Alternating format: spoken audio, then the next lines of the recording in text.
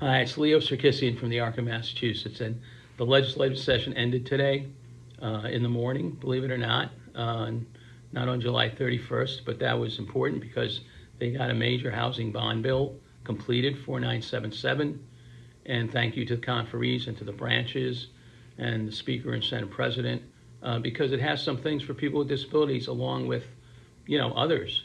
Affordable housing is a major thing in Massachusetts.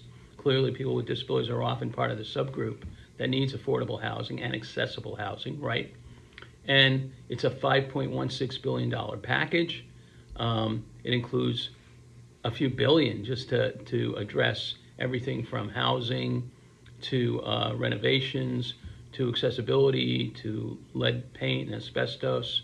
And they also target learning centers and child daycare centers and as well. In terms of the disability piece, there's about 120 million involved in the traditional community housing support that happens through loans and grants. Some of that's going to be through these agencies such as CDAC and ones that providers would be familiar with. But there's also money for people and their families to develop accessory housing. And I guess I should touch on that. We've been advocating for accessory dwelling units, ADUs, where people can set up an adjoining apartment with a kitchen, bathroom, have even room for a staff person. Well, that passed for everybody, not just people with disabilities, because of the affordable housing issue. So that's now law, assuming Governor Healy signs it, which she initiated a housing bill, so we assume she will.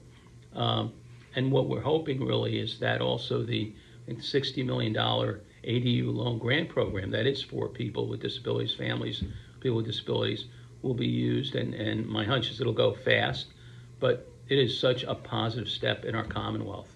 So there's 3 or 4 pieces like that in terms of funding that are really essential in these billions of dollars, which also people with disabilities would be eligible for. And finally, last but not least, is a commission to look at accessibility of housing for both seniors and people with disabilities. And several organizations are part of that commission, and we're proud to be part of that as well. So stay tuned. We'll tell you more. We will be sending out a written wrap-up on the session. I'm going to do it in 2 steps because we also, as we go through this, since it just came out this morning, there'll be more we'll be learning in the future. And we want to send you an in-depth wrap-up as well about the state budget and some of the inside language that's in the budget. Take care and hope you have a great day and weekend.